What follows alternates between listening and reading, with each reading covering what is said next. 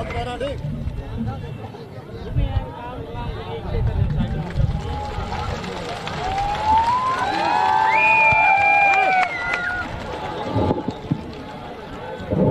और भाइयों, सबसे पहले तो आपको इस सभा में बहुत बहुत मैं आपका स्वागत करती हूँ और आपको धन्यवाद देती हूँ कि इतनी धूप में आप इतने समय से इंतजार कर रहे हैं।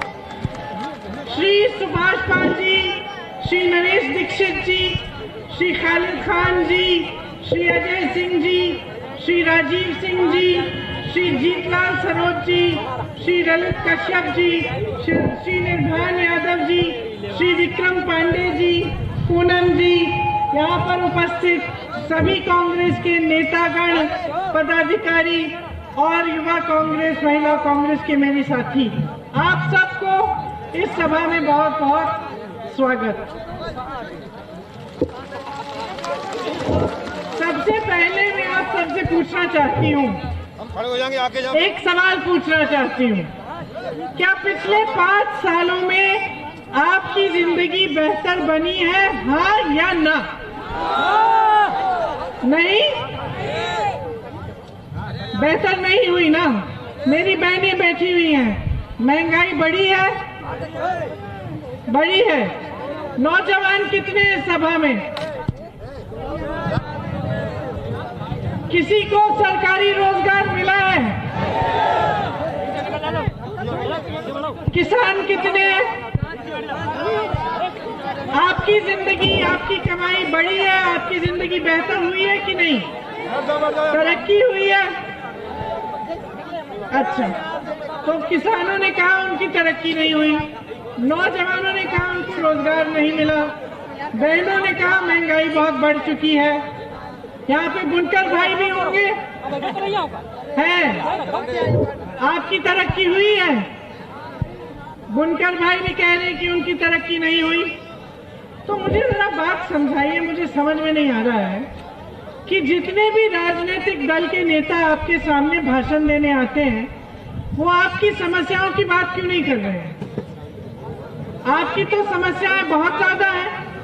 महंगाई इतनी हो गई है कि एक गैस सिलेंडर 1000 रुपए में मिल रहा है, वो भी कुछ दिनों पहले 95 रुपए से बढ़ गया। महिलाएं महंगाई से जूझ रही हैं, पेट्रोल डीजल के दाम इतना बढ़ गए हैं कि आप सामना नहीं कर पा रहे हो, खरीद नहीं पा रहे हो। उससे किसानों का बहुत नुकसान हो रहा है। मेरे किसान भाई बहन, अपने फसल का दाम भी नहीं मिल रहा है इनको। खाद के वितरण केंद्र जो सरकारी है वो बंद पड़े हैं, जो प्राइवेट है उसमें इतनी लंबी लाइन है कि लाइन में खड़े लोगों की मृत्यु हो रही। आप अच्छा, बिजली की बिल इतनी बड़ी बड़ी आ रही है कि आप उनको चुका नहीं पा रहे हैं। जो छोटे दुकानदार हैं, जिनके छोटे कारोबार हैं, जो बुनकर भाई हैं, बिजली के बिल बड़े बड़े आ रहे हैं। लॉकडाउन होता है फिर भी बिल आ रही है, बिजली आ नहीं रही है फिर भी बिल आ रही है। आपके जो कारोबार है, जीएसटी से, नोटबंदी से कितना नुकसान हुआ आपको। उसके बाद लॉकडाउन आया और भी नुकसान हुआ। यहाँ पे तमाम नौजवान खड़े हैं, सब बेरोजगार हैं। एक ने हाथ उठाकर नहीं दिखाया कि हाँ मुझे नौकरी मिली पिछले 5 सालों में। सब बेरोजगार हैं। जब भर्ती की परीक्षा करने जाते हैं, परीक्षा रद्द हो जाती है, पेपर लीक हो जाता है, कभी कभी पास का मार्क भी बदल जाता है। सालों के लिए नौजवान ठहरते हैं कि कहीं पे नियुक्ति हो जाएगी, नियुक्ति नहीं होती, भर्ती नहीं होती। ये परिस्थितियां आपकी। मेरे किसान भाई बैठे हैं, सुबह शाम अपने खेतों की चौकीदारी कर रहे हैं, क्योंकि आवारा पशु आ रहा है, छुट्टा जानवर आ रहा है, खेतों को खाए जा रहा है। और आपके सामने 3 राजनीतिक दल है। सबसे पहले भाजपा तो इन बातों को ही करती ही नहीं है। ये बातें प्रधानमंत्री जी कुछ दिनों पहले मंच पर आए एक सभा में, कहने लगे कि पहली बार मैंने सुना है कि उत्तर प्रदेश में छुट्टे जानवर की समस्या है। अब भैया हम इस समस्या को 3 सालों से कह रहे हैं, हम 3 सालों से कह रहे हैं। मैंने मुख्यमंत्री जी को चिट्ठी भी लिखी है इस पे कि छुट्टे जानवर की बहुत बड़ी समस्या है, किसान जूझ रहा है, इसके लिए कुछ करो। 5 साल केंद्र में आपकी सरकार थी और 7 साल केंद्र में सरकार रही है, 5 साल प्रदेश में सरकार रही है। वहां मोदी जी बैठे हैं, यहाँ योगी जी बैठे हैं और उनको छुट्टे जानवर की जानकारी ही नहीं, सच्चाई नहीं है। जानकारी पूरी है, इच्छा नहीं है आपकी समस्याओं को दूर करने की।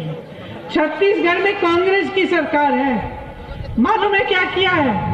वहां पे भी बहुत बड़ी समस्या थी छुट्टे जानवर की। वहां के मुख्यमंत्री जी ने एक योजना बनाई। उन्होंने कहा कि जो इस छुट्टे जानवर की देखभाल करेगा उससे हम गोबर 2 रुपए किलो में खरीदेंगे। तो उन्होंने ये पूरी योजना बनाई। अब शुरू में तो लोग हंस रहे थे कि कौन सी सरकार गोबर खरीदेगी, लेकिन जब लोगों को समझ में आया कि इस गोबर को स्वयं सहायता समूह की महिलाओं को दिया जा रहा है, इसका गोबर गैस बन रहा है, इसकी खाद बन रही है, वर्मी कंपोस्टिंग हो गई है, तो लोगों को समझ में आने लगी बात। लोग अपने घरों में छुट्टे जानवरों को रखकर उनका देखभाल करने लगे। वो देखभाल करने लगे, सरकार उनसे गोबर खरीदने लगी। छुट्टे जानवर की समस्या तकरीबन खत्म हो गई है छत्तीसगढ़ में। यहाँ देखिए, गौशालाएं बनाई, बड़ी बड़ी धर्म की बातें कही आपसे, गौशालाएं बनाई, गौशालाओं की स्थिति देखिए। चारा नहीं है गाय के लिए, पानी नहीं है, छत नहीं है, धूप में मर रही है बगैर पानी के, बगैर चारे की।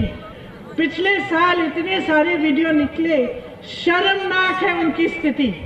जीवित गाय को दफना रहे हैं, जीवित गाय को यूं बुलडोजर से, जो भी वो होता है जेसीबी से उठा के रख रहे हैं, उसमें मिट्टी डाल रहे हैं, कुत्ते खा रहे हैं उनको, जीवित गाय को।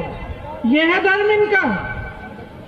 आज मंच पे चुनाव आ गया है, समझ में आ गई है बात कि किसान परेशान है, नाराज है।